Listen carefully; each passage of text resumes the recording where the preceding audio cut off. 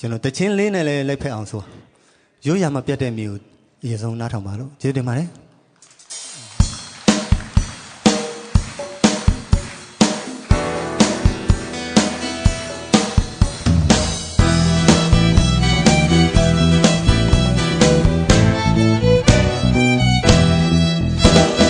ပန်းချယ်ရီပွင့်တဲ့တောင်တန်းနင်းမျိုးဆိုင်တဲ့တောင်တန်းမောင်ရှန်တို့ရဲ့မွေးမြေရှမ်းပြည်ကချစ်စရာဒါရပျော်ရွှင်ခြင်းနဲ့ပြေဝခဲ့တာ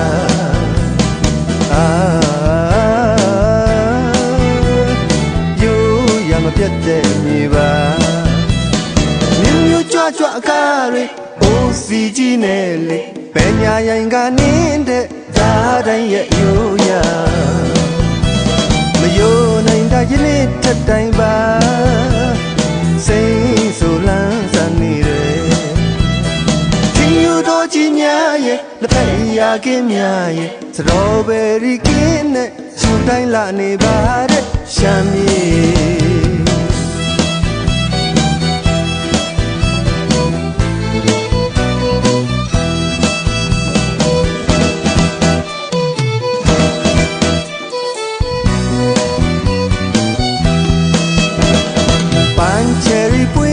တောင်တန်း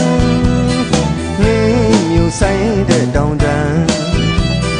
မော်ရှန်တို့ရဲ့မွေးမြေရှမ်းပြည်ကချစ်စရာဒါရပျော်ရွှင်ခြင်းနဲ့ပြေဝခဲ့တာ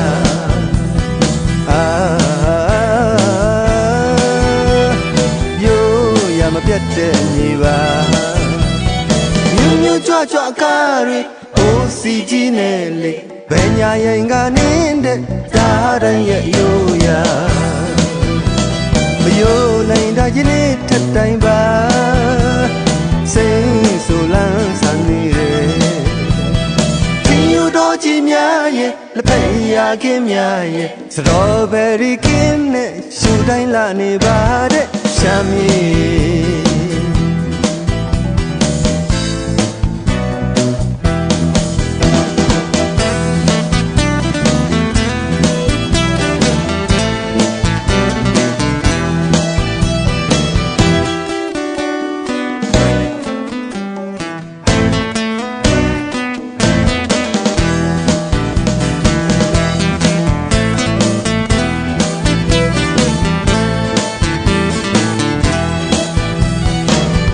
ကြွကြွအကားတွေအိုးစီကြီးနဲ့လေဘယ်ညာရင်ကနင်းတဲ့ဓာတိုင်းရဲ့ယူရမယိုနိုင်တာယနေ့ထက်တိုင်းပါစိတ်ဆိုလန်းစနေတယ်ခင်ယူတော်ကြီးများရဲ့လက်ဖက်ရကင်းများရဲ့စတော်ဘယ်ရီကင်းများနဲ့တာရတယ်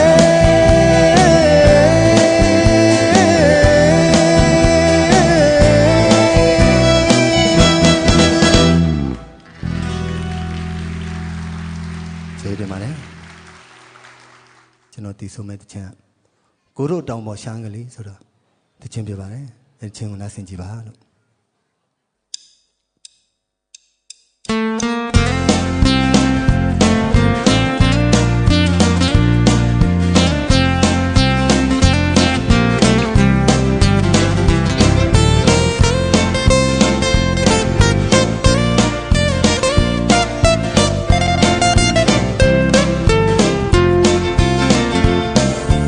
ညာမြေစီကိုရောက်လာကျွန်တော်ဟာတောင်ပေါ်သားပါပညာသင်နေမှမြို့တက္ကသိုလ်မှာကြုံလာဆုံးလာတနေ့မှခင်မင်ဒါရီစားကအညာသူရဲ့ကျင်နာတတ်တဲ့သူအပြုံးမျက်နှာဂျိုတာလာတဲ့ရှမ်းကလေးစားတဲ့သမင်ဆန်ကောက်ညင်းရှင်းရှင်းပြောတတ်တာတို့ရှမ်းပဲအညာသူရဲ့တောင်ပေါ်မြေမှာပဲပုတ်စားနိုင်ရင်လိုက်ခဲ့ပါမြင်စေခြင်းနဲ့ရိုးရာတင်စေခြင်းနဲ့ချမ်းသာတောင်ပေါ်မြေစီလိုက်ခဲ့စမ်းပါလားအချိန်တန်အိမ်ပြန်ရမယ်အကိုဟာတောင်ပေါ်သားပါ ကျင်နာတွေပြန်ခါနီးမှနင်းဆုံးဖြတ်ပါ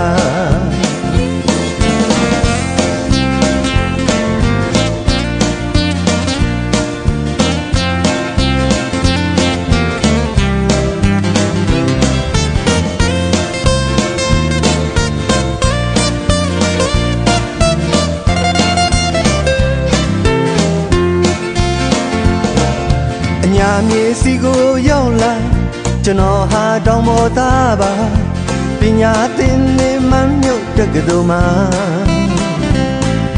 ကြုံလာဆုံးလာတနေ့မှခင်မင်တာတွေစားကအညာသူရဲ့ချင်နာတတ်တဲ့သူအပြုံးမျက်နှာရိုးသားလာတဲ့ရှမ်းကလေးစားတဲ့ထမင်းဆန်ကောင်းရင်ရှင်းရှင်းပြောတတ်တာဟာတို့ရှမ်းပဲအညာသူရဲ့တောင်ပေါ်မြေမှာပဲပုတ်စားနိုင်ရင်လိုက်ခဲ့ပါမြင်စေချင်တဲ့ရိုးရာတင်စေချင်တဲ့ရှမ်းစာတောင်ပေါ်မြေစီလိုက်ခဲ့စမ်းပါလားအချိန်တိုင်းအိမ်ပြန်ရမယ်အကိုဟာတောင်ပေါ်သားပါအကျဉ်းနာတွေပြန်ခါနီးမှနေဆုံးဖြတ်ပါအကျဉ်းနာတွေပြန်ခါနီးမှနေဆုံးဖြတ်ပါ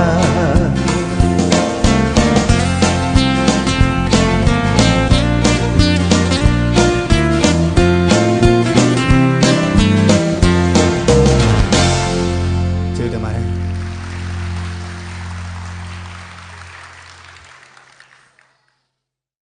တွေ့ကြုံခဲ့တဲ့တကယ်အဖြစ်အပျက်လေးကိုကျွန်တော်ရေးပြီးတော့ဆိုခဲ့ပါတယ်မူစင်နန့်ခမ်းလန်းနားဆင်ကြည့်ပါလို့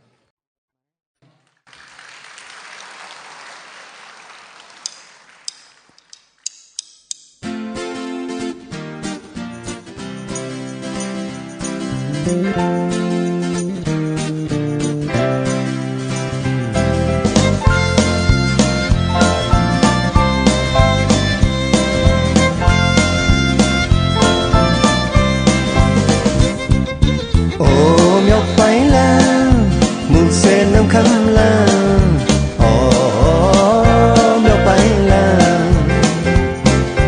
အော်မြောက်ပိုင်းလန်းမူဆယ်နှခမ်းလန်းအော်မြောက်ပိုင်းလန်းကျွန်တော်လေးချစ်ပြီးချိန်ကလက်ဖက်ပေါ်တဲ့အခါမှာ GMC လိုကားကြီးမျိုးမန္တလေးဘက်သို့ကုန်တင်ငါသွားတယ်ဆိုဆိုကြိုင်တွေကပေါ်ဆိုချွေးကလေးများပြန်နေအောင်မောင်းနေဒါဒရိုက်ဘာမြောက်ပိုင်းလမ်းရဲ့အဖြစ်ပါအချိန်ချင်းအခါခါကားပြက်လဲမဆမ်းပါမိုက်တရားကြော်တာရှိတဲ့လမ်းရဲ့အတိုင်းအထွာတနေ့ကုန်အောင်မောင်းချရတာမြောက်ပိုင်းလန်းမူဆယ်နှခမ်းလန်းအော်မြောက်ပိုင်းလန်းကျွန်တော်လေးချစ်ပြီးချိန်ကလက်ဖက်ပေါ်တဲ့အခါမှာ GMC လိုကားကြီးမျိုးမန္တလေးဘက်သို့ကုန်တင်ကသွားတယ်လမ်းတွေကဆိုဆိုကြိုင်တွေကပေါ်ဆိုချွေးကလေးများပြန်နေအောင်မောင်းနေတခါတလေကုန်ချိန်များလွန်လို့လေကြိုးရင်ဒရိုက်ဘာအိမ်ပြန်နောက်ကျခဲ့ရတယ်အိမ်ရှင်သူချစ်စနီးလေးရဲ့မျက်နှာညိုညင်လာရင်လမ်းရဲ့အပြစ်လားကနေရောက်နိုင်မလားမနှက်ဖန်ရောက်နိုင်မလားမခံမနိုင်မြန်မြန်ဆန်းဆန်းရောက်ချင်လဲမြန်မြန်ဆန်းဆန်းမောင်းတော့လဲစိတ်သွားရရဲ့ကိုကမပါကနေရောက်လာမလားမနှက်ဖန်ရောက်လာမလားမမျောနဲ့တော့မြန်မြန်အိမ်ပြန်ရောက်ချင်လဲစနီးနဲ့သားလေးတွေ့ချင်လဲကြိုင်ခွက်ပေါ်လာတယ်မဖြစ်ဘူးပေါ့ တခါအိမ်ပြန်နောက်ချစိတ်မဆိုးနဲ့နော်ရေပူမှာတော့တညနောက်မပေါ်အိုးမြောက်ပိုင်းလမ်းမူဆယ်နှခမ်းလမ်းအော်မြောက်ပိုင်းလမ်း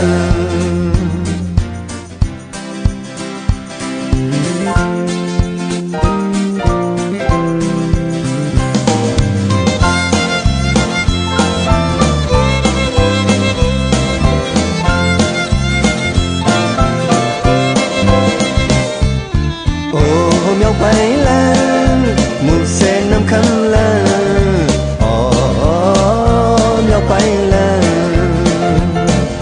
အိုးမြောက်ပိုင်းလမ်းမူဆယ်နှခမ်းလမ်းအော်မြောက်ပိုင်းလမ်းကျွန်တော်လေးရွှေပြည်ချိန်ကလက်ဖက်ပေါ်တဲ့အခါမှာ GMC လိုကားချင်းမျိုးမန္တလေးဘက်သို့ကုန်တင်ကသွားတယ်လမ်းတွေကဆိုးဆိုးကျိုင်းတွေကအပေါ်ဆိုးချွေးကလေးများပြန်နေအောင်မောင်းနေတခါတလေကုန်ချိန်များလွန်လို့လေးချိုးရင် driver အိမ်ပြန်နောက်ချခဲ့ရတယ်အင်းရှင်သူချစ်စနီးလေးရဲ့မျက်နှာညွညင်လာရင်လိုက်ရဲ့အပြစ်လားတနေ့ရောက်နိုင်မလားမနှက်ဖန်ရောက်နိုင်မလားမခံမနိုင်မြန်မြန်ဆန်းဆန်းရောက်ချင်လဲမြန်မြန်ဆန်းဆန်းမောင်းတော့လဲစိတ်တော်ရရဲ့ကိုကမပါကနေရောက်လာမလား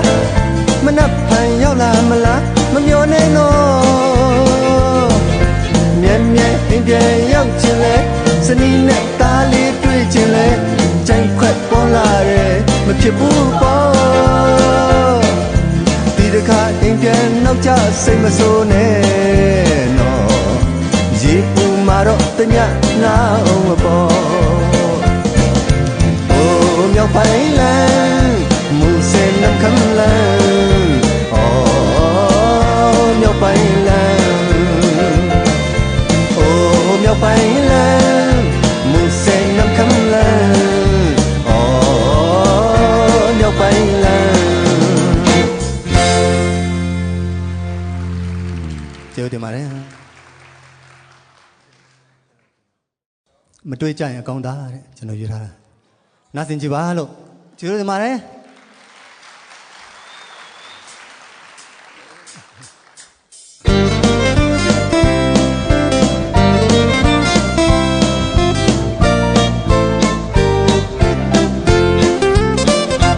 ဖြစ်နိုင်မှန်းသိပါရဲ့နဲ့သူ့ကိုပင်ရွှေဘုံမင်းသမီးလေးကိုမှကိုကလိုချင်ဖွင့်ငါပြောမိပြန်လဲကို့အဘောတွင်သူစိတ်ဆိုးမုန်းသွားမှလဲကိုကမလိုချင်အစမှတို့နှစ်ယောက်မတွေ့ကြရင်အကောင်းသားဖို့ထင်ကိုမသူမြင်နာများတော့စိတ်မှချစ်ကြွမ်းဝင်မျက်နာလှလှသူ့ကိုတွေ့မှစိတ်ပျော်ရွှင်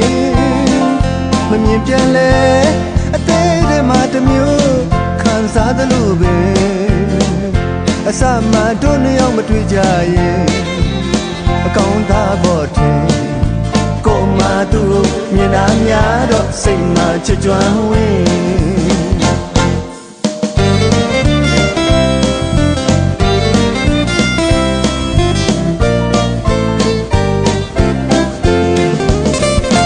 ဖြစ်နိုင်မှန်း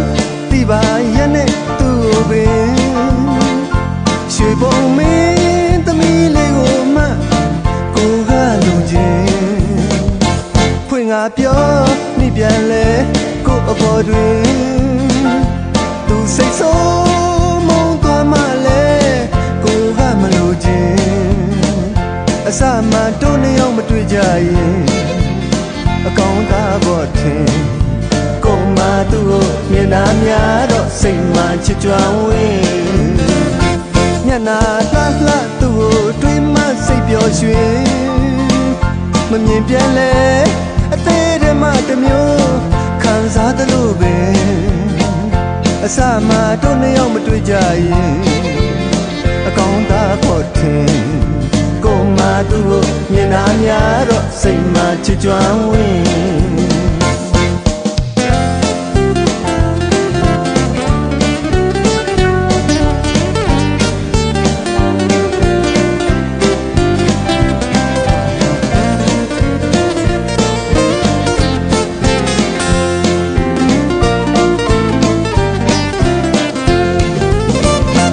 ဖြစ်နိုင်မှန်းသိပါရဲ့နဲ့သူ့ကိုပင်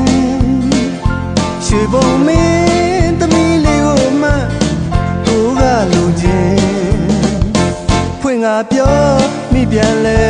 ကို့အပေါ်တွင်သူစိတ်ဆိုးမုန်းသွားမှလဲကိုကမလိုချင်အစမှတို့နှစ်ယောက်မတွေ့ကြရင်အကောင်းသားပေါ်ထင်ကိုမှသူ့မျက်နှာများတော့စိတ်မှချစ်ကြွမ်းဝင်မျက်နှာလှလှသူ့ကိုတွေ့မှစိတ်ပျော်ရွှင်မမြင်ပြန်လဲအသေးတမတစ်မျိုးခံစားသလိုပဲအစမှတို့နှစ်ယောက်မတွေ့ကြရင်အကောင်းသားပေါ်ထင်ကိုမှသူ့မျက်နှာများတော့စိတ်မှချစ်ကြွမ်းဝင်ကျေးဇူးတင်ပါတယ်ကိုဆက်လက်ပြီးတော့အလွမ်းမပေးသွားနဲ့လမ်းနဲ့ဆိုတဲ့တခြင်းကိုနားဆင်ပါ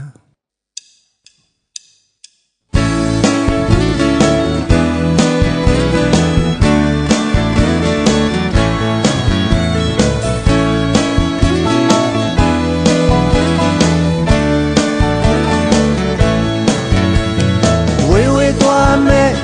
ခွဲသွားတော့မယ်အလွမ်းပေးသွားမယ်နန်းရဲ့ဝေးဝေးသွားမယ်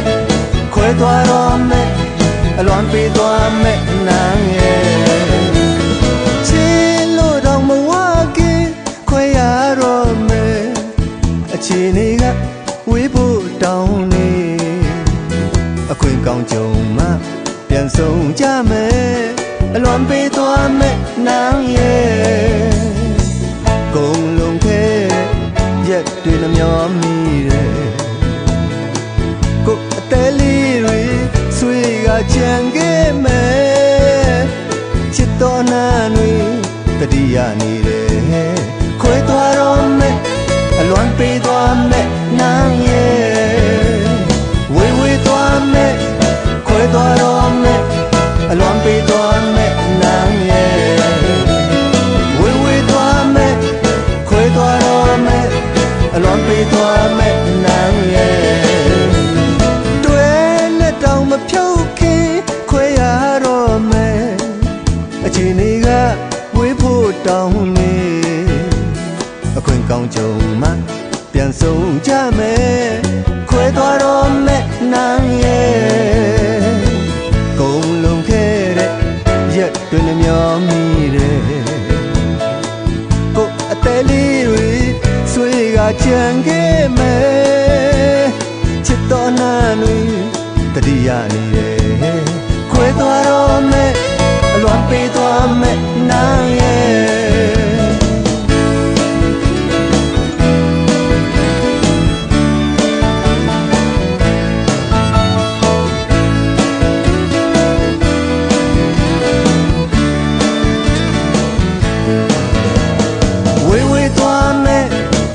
သွားတော့မယ်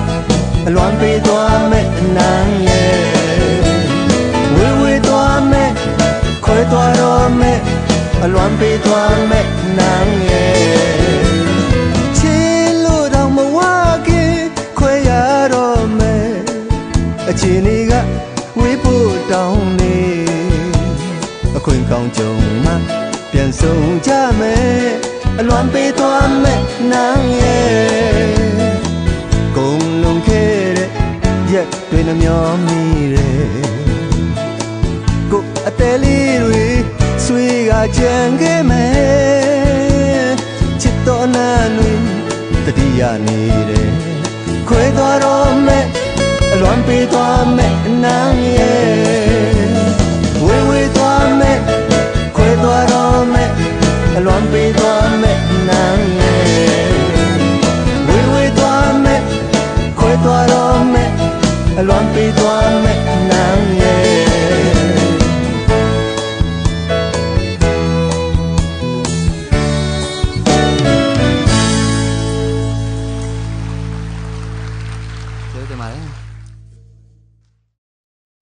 ချင်းလေးရဲ့နာမည်ကတော့ရှမ်းစကားလေးနဲ့နှုတ်ဆက်ကြတယ်တဲ့နာဆင်ကြည့်ပါလို့ကျွန်တော်ရဲ့တချင်းဟောင်းတစ်ပုဒ်ဖြစ်ပါတယ်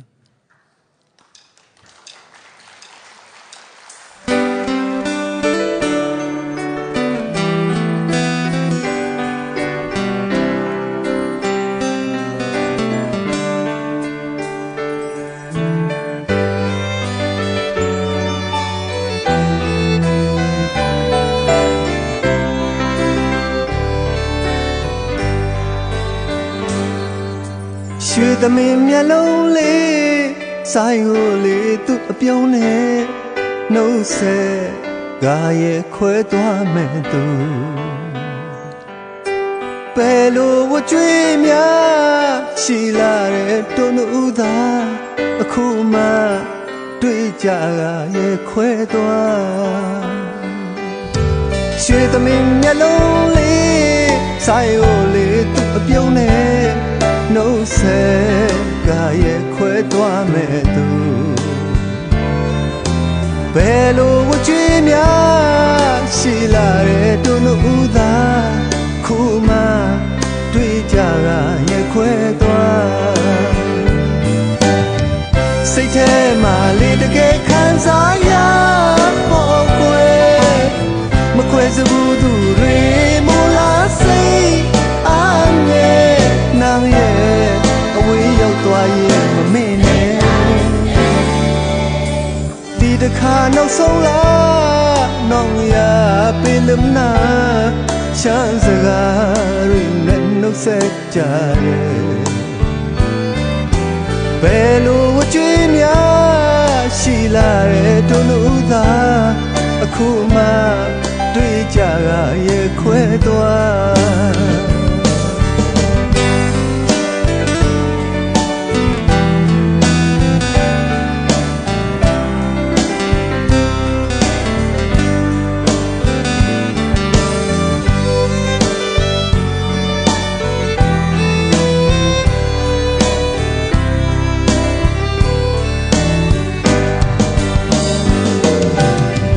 စိတ်ထဲမှာလေတကယ်ခံစားရ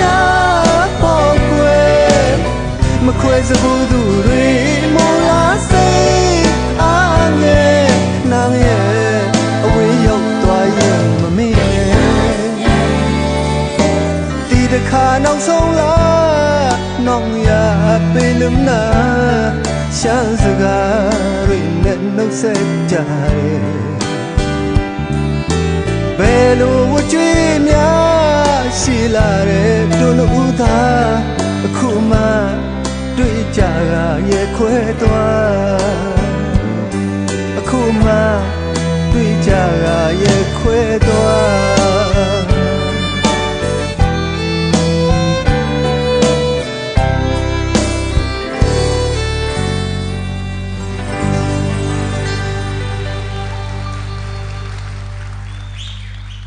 ကျေးဇူးတင်ပါတယ်ကျွန်တော်တီးဆုံးမဲ့တခြင်းကတော့အိမ်မရတဲ့ညပေါင်းတဲ့နားဆင်ကြည့်ပါလို့ကျေးဇူးတင်ပါတယ်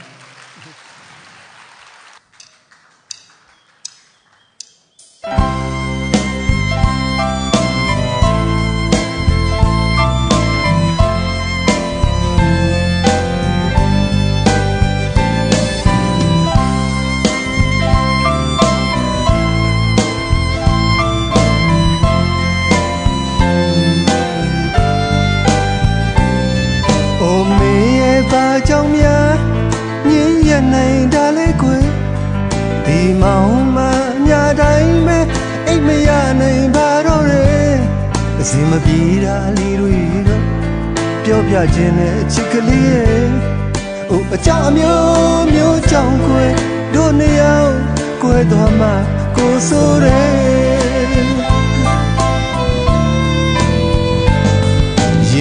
စီရစကားတွေလဲမပြောရတာကိုမင်းအသိပဲကျင်နာဆိုအပြုံးလို့ဟင်းနဲ့ချစ်ရသူမှမောင်တယောက်ပဲဟိုအိမ်မရတဲ့ညပေါင်းတွေလဲမြားခဲ့ပြီမင်းကြောင့်ကွယ်တကယ်ဆိုရင်ကျင်နာအသေးနှလုံးရှိကြမယ်လူတိုင်းပဲမရေရာမတေကြတဲ့အချက်မျိုးကိုမလိုလားတဲ့အစင်မပြေတာတွေတွေ့ရင်တော့တိခဏနိုင်ရင်ကောင်းမယ်ဟိုအချအမျိုးမျိုးကြောင့်ကွယ်ချစ်သူတွေကွယ်သွားတာဘာကြောင့်လဲ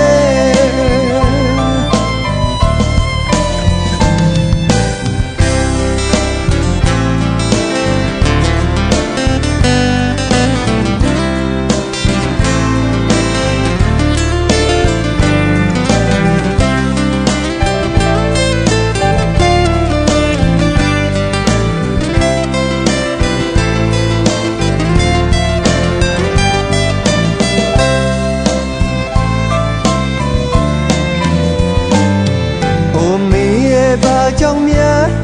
ညင်ရနိုင်တာလဲကွယ်ဒီမောင်မညာတိုင်းပဲအိမ်မရနိုင်ပါတော့ရဲ့အစင်မပြေတာလေးတွေတော့ပြောပြချင်တဲ့အချစ်ကလေးရဲ့ဟိုအကြောင်းအမျိုးမျိုးကြောင့်ကွယ်တို့နှစ်ယောက်ကွယ်သွားမှကိုဆိုးတယ်ရင်နာစရာစကားတွေလဲမပြောရတာကိုမင်းအသိပဲကျင်နာဆိုအပြုံးလို့နေနဲ့ချစ်ရသူမှမောင်တယောက်ပဲကိုအိမ်မရတဲ့ညပေါင်းတွေလဲမြားခဲ့ပြီနေကြောင်ကွယ်တကယ်ဆိုရင်အချင်နာအသေးနှလုံးရှိကြမယ်လူတိုင်းပဲမရေရာမသေးကြတဲ့အချစ်မျိုးမလိုလားတဲ့အစင်မပြေတာတွေတွေ့ရင်တော့ဒီခဏနိုင်ရင်ကောင်းမယ်ဟိုအကြောင်းအမျိုးမျိုးကြောင့်ကွယ်ချစ်သူတွေ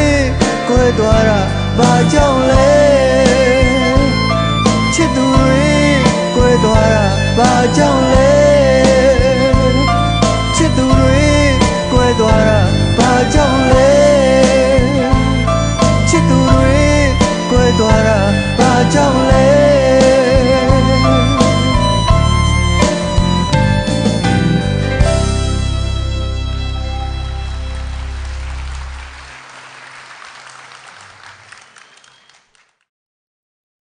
ຫນွေအလွမ်းနဲ့နားဆင်ကြပါလို့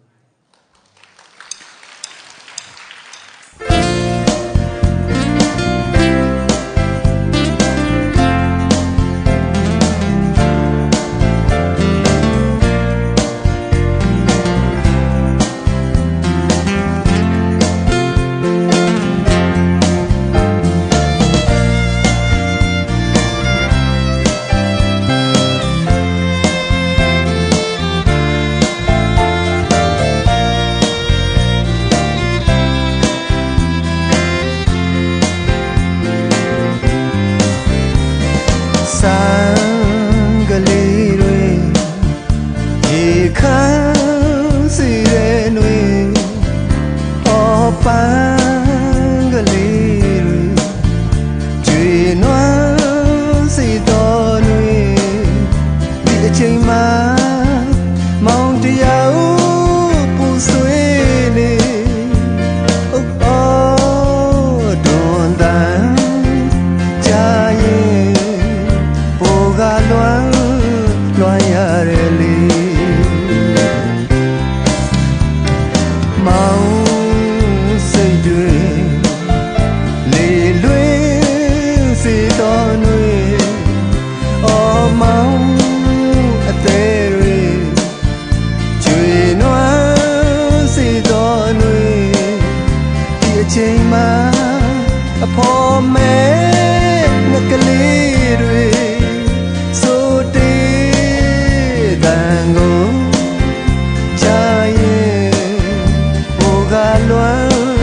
လွမ်းရတယ်လေချစ်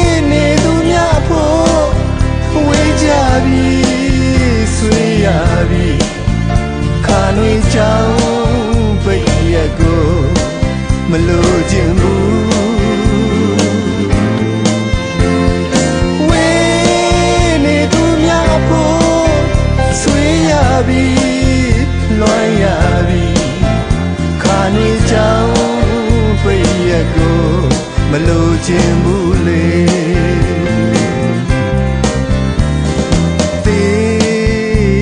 တွေမြေတို့ကြွေကြနေ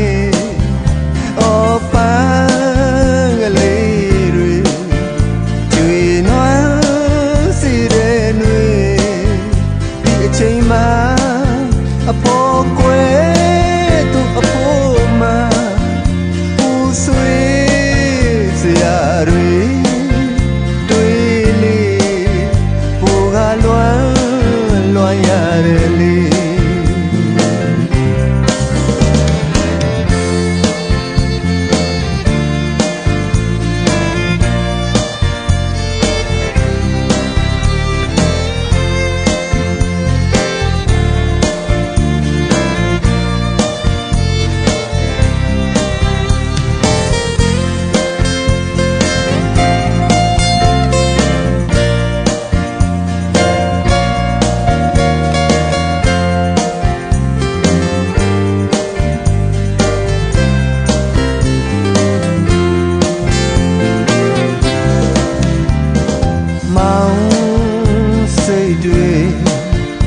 လေလွေ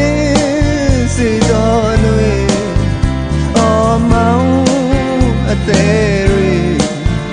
ကျွေနွမ်းစေတော်လွေ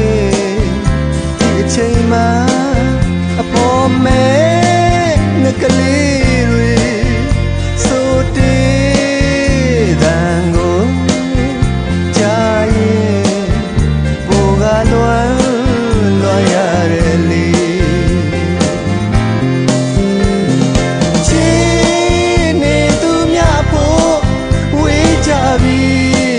ဆွေးရပြီခါနေကြောင်ပိတ်ရက်ကိုမလို့ခြင်းဘူးဝေးနေသူများဖို့ဆွေးရပြီလွှမ်းရပြီခါနေကြောင်ပိတ်ရက်ကိုမလို့ခြင်းဘူးလေ